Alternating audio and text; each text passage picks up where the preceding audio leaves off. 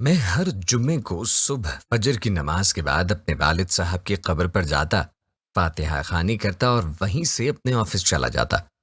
ایک عرصہ ہو گیا تھا، مگر آج میں نے قبرستان میں ایک نئی خوشبو محسوس کی جو مجھے بے چین کر رہی تھی۔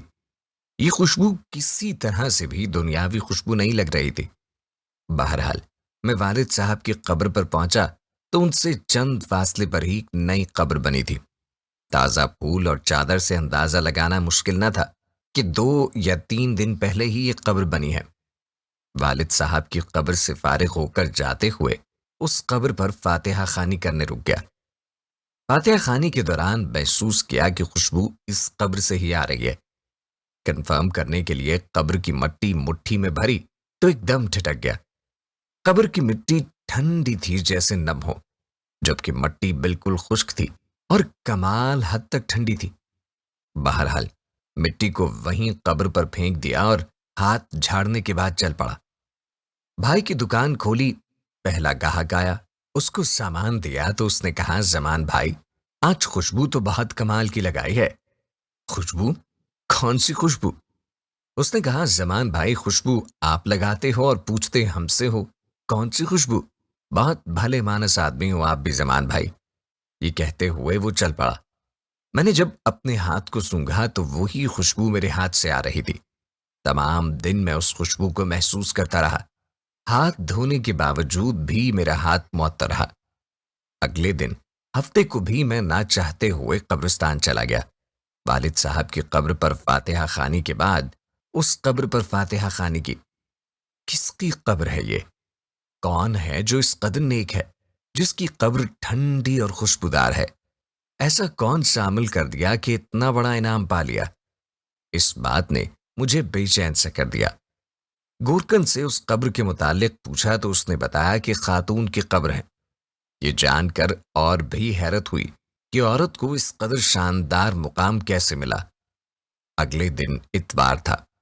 دیر تک سونے کی عادت ہونے کے باوجود صبح فجر کی نماز کے وقت اٹھ کھڑا ہوا اور قبرستان روانہ ہو گیا۔ قبرستان میں داخل ہوا تو کیا دیکھتا ہوں، اسی خاتون کی قبر پر ایک باریش آدمی قرآن خوانی کر رہا ہے۔ میں والد صاحب کی قبر پر فاتحہ خوانی کرنے لگا۔ فاتحہ خوانی کے بعد میں نے اس آدمی کی طرف دیکھا جو اب دعا مانگ رہا تھا۔ جیسے ہی وہ دعا سے فارغ ہوا تو باہر کی جانب چل پڑا۔ اس کو جاتے دیکھ کر میں بھی اس کے پیچھے ہو لیا۔ جیسے ہی وہ دروازے سے باہر نکلا میں نے آواز دی، سر بات سنیں ایک منٹ پلیز۔ جی فرمائیے۔ سر میں معذرت چاہتا ہوں، میں نے آپ کو تکلیف دی، مگر میں آپ سے ایک بات پوچھنا چاہتا ہوں اگر آپ اجازت دیں تو۔ جی آپ پوچھئے کیا بات ہے؟ انتہائی محبت سے اس شخص نے جواب دیا، شکریہ سر، جزاک اللہ۔ میں دراصل جاننا چاہ رہا تھا کہ یہ کن کی قبر ہے جہاں فاتحہ خوانی کر رہے تھے۔ اگر آپ مناسب سمجھے تو بتا دیجیے۔ یہ آپ کیوں پوچھ رہے ہیں؟ اس نے سوال کیا۔ دراصل اس قبر سے آنے والی خوشبو نے مجھے بے چین کر دیا ہے۔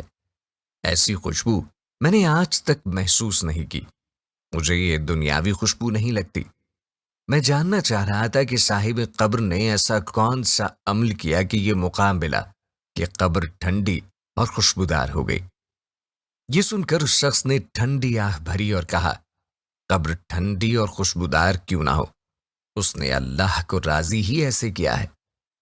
جی میں یہی جاننا چاہ رہا تھا کہ ایسا کون سا عمل ہے جس سے یہ سعادت نصیب ہوئی۔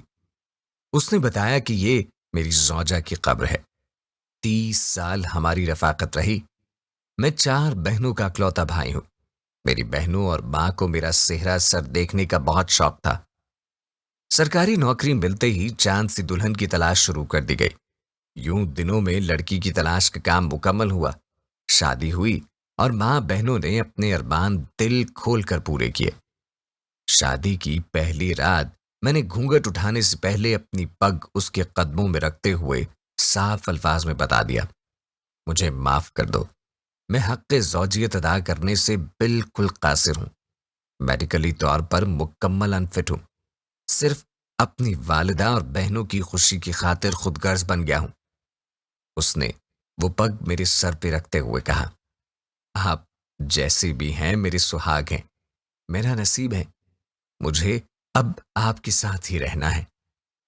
اس دن کے بعد سے اس اللہ کی بندی نے میرے ساتھ 30 سال گزارے، میرے گھر والوں کی ہر بات برداشت کی، بانجھ ہونے کے تانے بھی سنے مگر میرا پردہ رکھا۔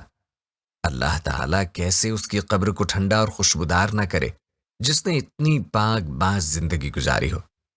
اس شخص کی تمام بات سن کر اس خاتون پہ رشک آنے لگا جس نے دنیا میں صبر کیا اور اعلیٰ مقام حاصل کیا۔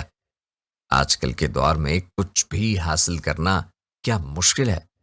عورت مرد سے ذرا سا بیمار ہو، حلال حرام کی تمیز کیے بغیر اپنی خواہشات کی تکمیل کے لیے کچھ بھی کر گزرتے ہیں۔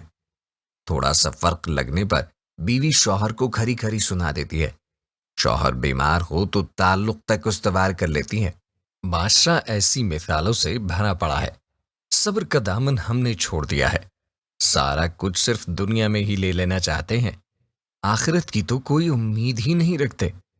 اللہ تعالی ہمیں دین کو سمجھنے، اس پر عمل کرنے کی توفیق عطا فرمائے، آمین۔